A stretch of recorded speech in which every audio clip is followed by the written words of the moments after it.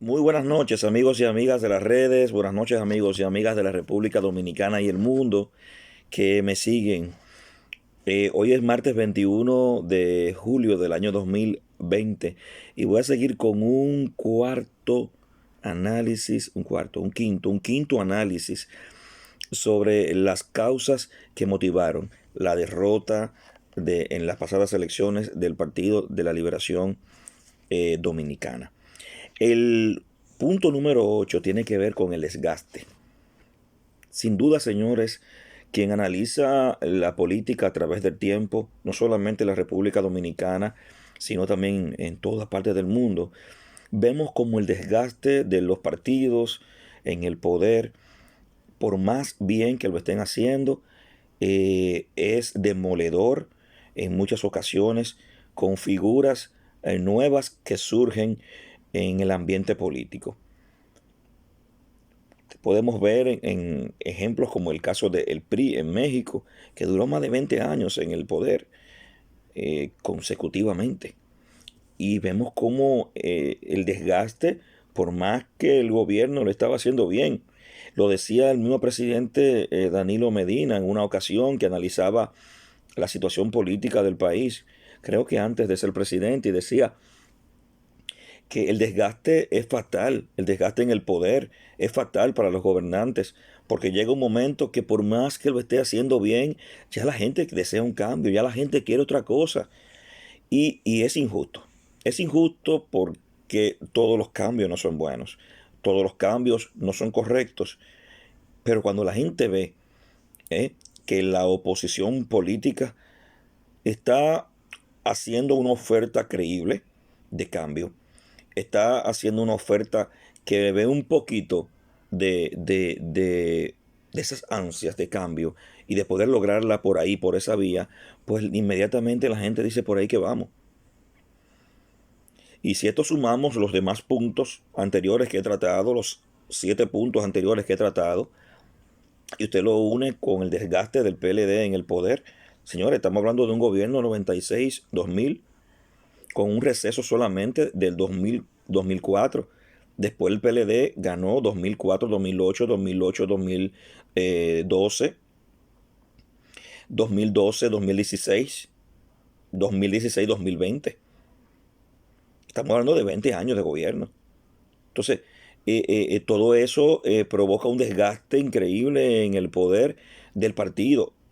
Ustedes pueden ver la figura en las mismas encuestas que dieron ganador a Luis Abinader en primera vuelta, en segunda vuelta, pero en primera vuelta. Ustedes, cada vez que las mismas encuestadoras hacían la pregunta en base a la figura y el trabajo del presidente de la República y del mismo gobierno, le daban un alto porcentaje. Es tan tal que yo entiendo que si no hubiera sido una situación como la que hubo con la protesta que se escenificaron por el grupo de Leonel Fernández para la prohibición de la Constitución, si el presidente hubiese podido ir sin ningún obstáculo, la situación no hubiese sido la misma. Y no lo digo porque Gonzalo era un mal candidato, lo digo porque Danilo llevaba encima de él, pues, la faja puesta de ser el que ha logrado todos los cambios positivos que se ha hecho en este país. Y lo relaciona directamente con los logros que se ha tenido en este gobierno actual. Entonces, para el gobierno actual vender a su mismo mandatario, de nuevamente ir a las elecciones como candidato, pues era un triunfo increíble. Danilo iba a volver a ganar sin problema nuevamente. Danilo va a salir del poder, señores, casi con un 60% de aceptación, con todo y que la gente quería cambio. Con todo y que la gente quería cambio, señores, Danilo va a salir con 2 periodos consecutivos.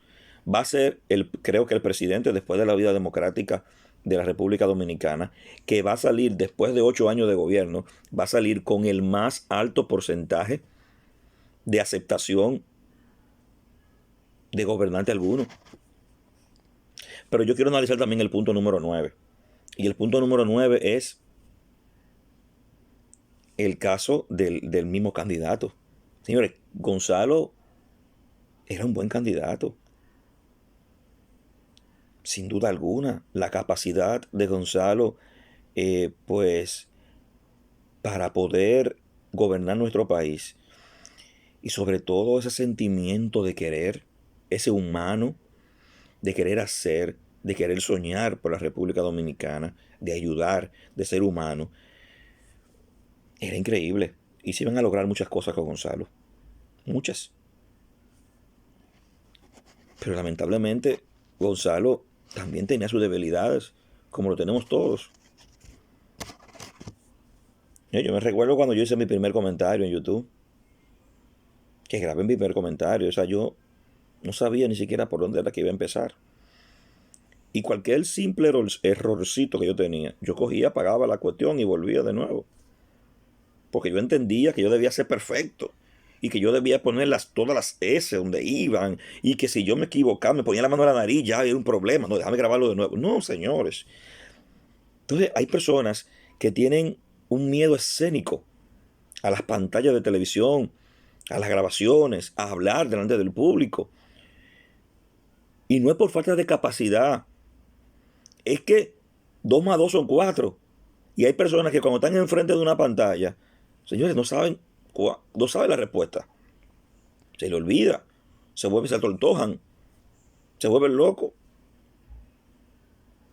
Y eso es normal, señores, en una persona que no está acostumbrada a estar en un medio.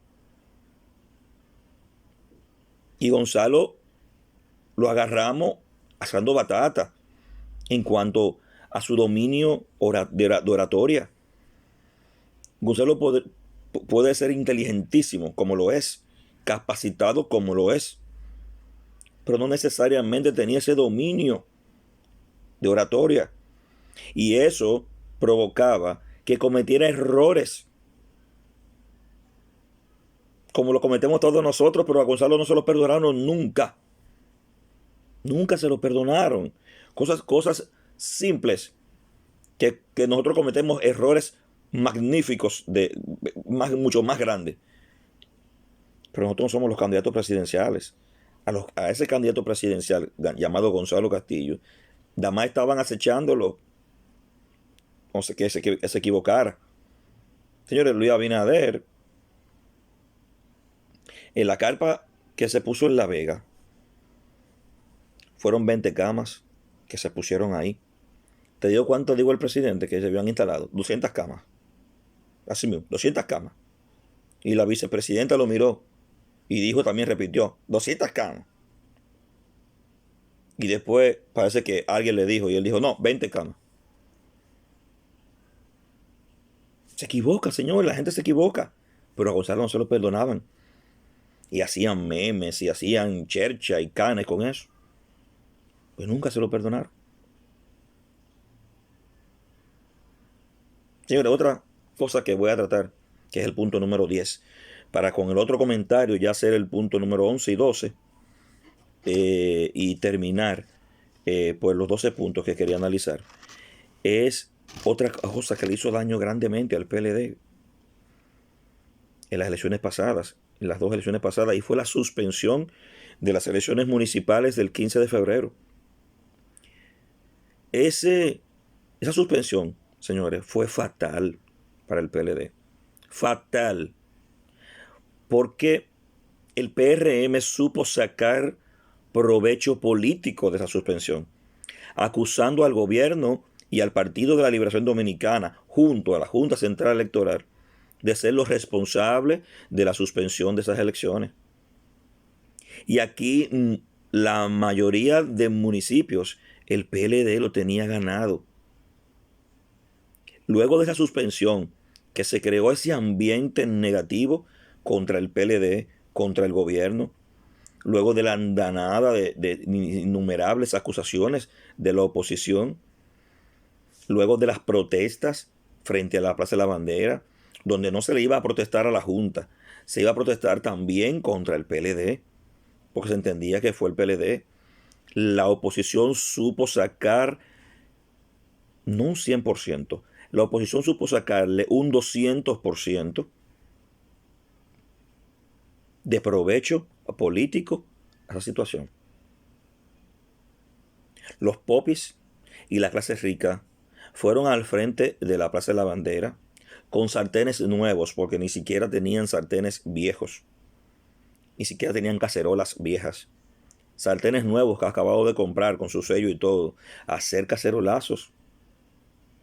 Usted veía en los edificios de la clase alta y clase media alta de las zonas privilegiadas de este país, la gente con calderos,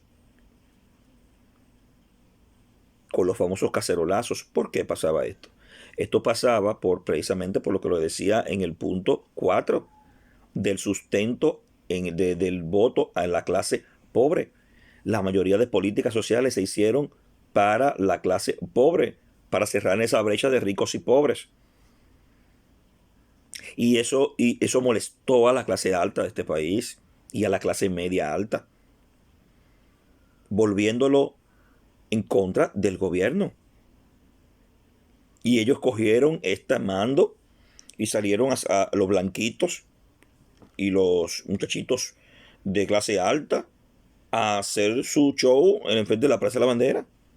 No porque reclamar a la Junta porque no pudo hacer unas elecciones y porque tuvo que suspenderlas. No, no, no, no, no, para nada. A reclamarle al gobierno, y ustedes veían dentro de esos reclamos a personas ahí, pues se van, es para afuera que van, pero no a la gente, no a los funcionarios de la Junta, sino al gobierno, al cual la oposición inmediatamente señaló como el culpable número uno de la suspensión de las elecciones. Pero luego sale el análisis de la OEA, donde se investigó, porque el gobierno de alguna manera entendía que las mismas investigaciones que hiciera el gobierno, pues no iban a tener ningún tipo de credibilidad, aunque fueran buenas. Entonces el gobierno viene y pone a la OEA a investigar, y la OEA da un resultado totalmente diferente a lo que la oposición decía, pero ya el daño estaba hecho. Ya el daño estaba hecho, estaba ya consumado, estaba hecho. No había forma de revertir ya el daño que la percepción de la gente que tenía de que fue el PLD y el gobierno el culpable de la suspensión de las elecciones, cuando era el gobierno y el PLD el más perjudicado con esa suspensión de esas elecciones. Pero el pueblo nunca entendió eso, y la oposición se encargó de martillar más el clavo para que la gente sí siguiera entendiendo que fue el PLD el culpable y el gobierno. Entonces, eso fue increíble. Esas protestas de la Plaza de la Bandera, eso fue demoledor. Y ahí me metí en el punto número 11, que va a hablar específicamente de las protestas en la Plaza de la Bandera. Ahí se agrupaban personas a fumar marihuana, a oír música metálica, a hacer de todo. Todo eso de los popis, que iban ahí a cherchar más que a protestar. Luego pasaron otras cosas y uno no vio a los popis por ninguna parte. Esas mismas personas que estaban ahí protestando en la Plaza de la Bandera, ningunos en el tiempo de pandemia salió a dar un plato de comida, porque a ellos les duele. Ay, sí, me duele mi país. Mentira, no le duele su país. Salieron a cherchar y hacerle coro al PRM y a la oposición, pero su país no le duele, porque en tiempo de pandemia, de coronavirus, se quedaron en su casa y no salieron a ayudar a nadie. Yo he visto gente pobre regando comida y ayudando en medio de la pandemia. Gente pobre. Sin embargo, los popis no lo vimos. El primero que se encuevó fue el mismo presidente, Luis Abinader. Duró 20 días metido en su casa. Y si no es por Gonzalo que sale a la calle, él no sale tampoco. Se había quedado ahí, mirando desde fuera cómo la gente se moría y cómo la gente le pasaba todo.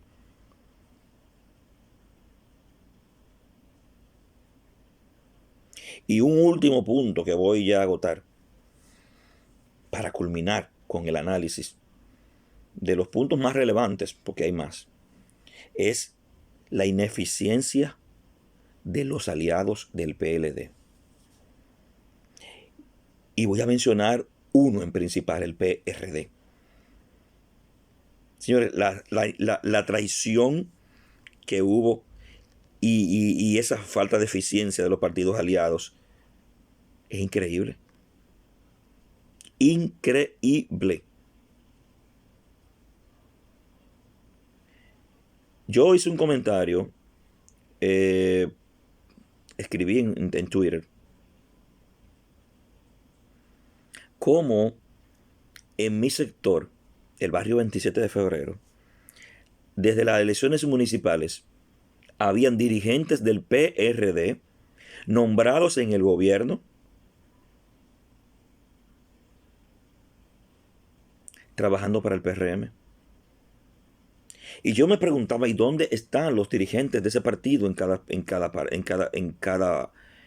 barrio de nuestro país? Porque lo mismo que estaba pasando en el barrio 27 de febrero, donde ustedes veían los dirigentes del PRD, muchos de ellos, con las características que le dije, trabajando para el PRM, así mismo estaba pasando en el país completo. Y nadie decía nada. Pero habían otros partidos aliados al PLD, como el PRI, como la UDC y otros más, que usted dice, ¿y dónde diablos estaban? ¿Qué estaban haciendo? Le digo lo que hizo el PRI. Delante de su casa nacional, de ahí de la Bolívar, él puso el letrero Gonzalo presidente. Más nada hizo don Trajano. Más nada. Así no se puede, señores. Yo creo que el PRI sacó, yo quisiera verlo, a ver, yo creo que el PRI desapareció ya, definitivamente. Entonces, ¿cómo es posible la UDC? ¿Dónde está la UDC? ¿Dónde está? ¿Cuántos votos sacó? Entonces, es una situación de ineficiencia, de irresponsabilidad. Dejaron a Gonzalo solo. Solo. Y cuando hablo de traiciones, hablo de eso mismo justamente. Porque el hacer eso, los dirigentes del PRD, en los barrios, con sus excepciones, claro está,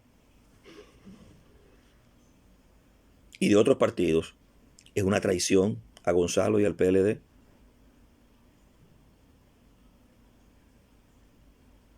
Y hay otros puntos a analizar, señores, sobre la derrota. Pero yo lo voy a dejar hasta aquí.